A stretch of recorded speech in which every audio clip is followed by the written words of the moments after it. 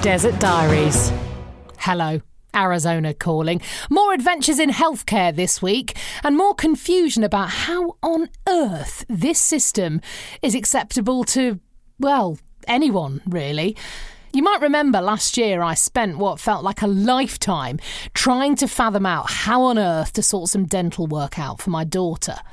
She has a chronic condition called mastocytosis, which had resulted in something called hypermineralisation of her teeth, which means her molars are about as tough as a crumbly Wensleydale, the poor little thing.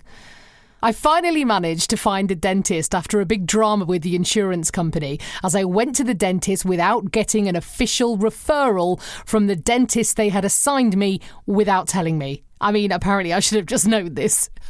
I changed my plan from HMO to PPO and then back again. Or was it the other way round? I literally have no idea what all these letters mean, despite reading the equivalent of War and Peace about them both. So I quickly realised that paying a massive amount of money each month to an insurance company doesn't mean your healthcare is then covered. Oh no! It means they will pay some of the cost of your treatment, ranging from 0 to 80%. Yeah, you heard it. 0. There are many instances where something just isn't covered. I was told some aspects of my daughter's treatment would not be covered, like pulp caps she needed. No, me neither. Unless she went back for a second appointment, as apparently they only cover pulp caps if administered separately to other caps, and oh gosh, my brain hurts. So we finally got the operation scheduled. It was going to cost us $1,500. Ooh. And the night before, the anaesthesiologist, as they call anaesthetists here, cancelled. He didn't want to do it. Blah. You may remember this. Talking an 8-year-old down from something that she was really scared about happening, but had worked really hard to get herself ready for, just wasn't much fun.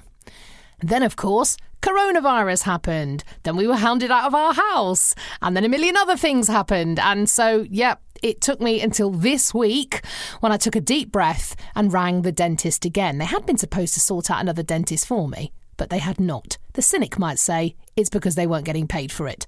I'm going to say they just forgot. So I got a new name from the old dentist. I rang the insurance company to check, first of all, was he in network?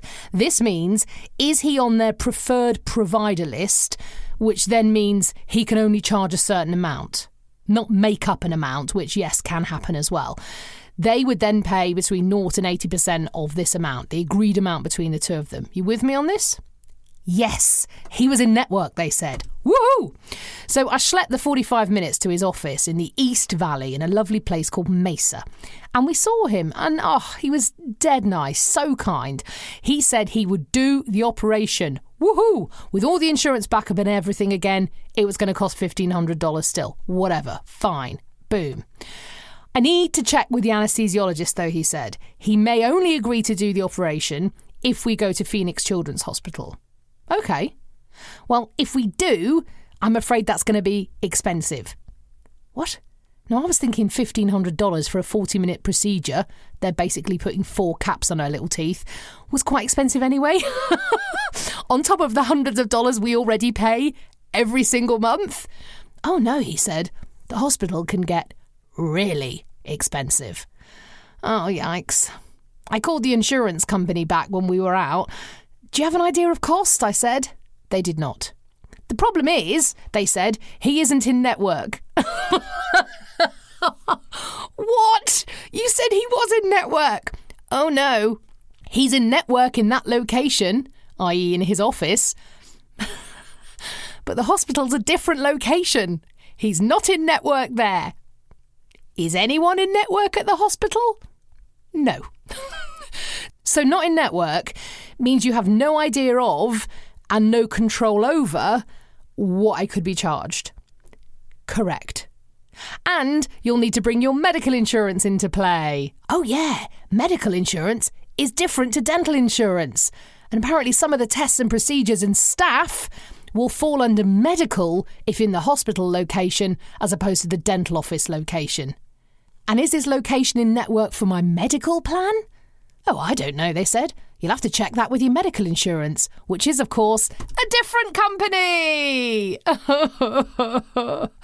At this stage, if it's bad news, I'm seriously thinking of putting myself through dental school and doing the bloody thing myself. It genuinely may work out cheaper, but watch this space.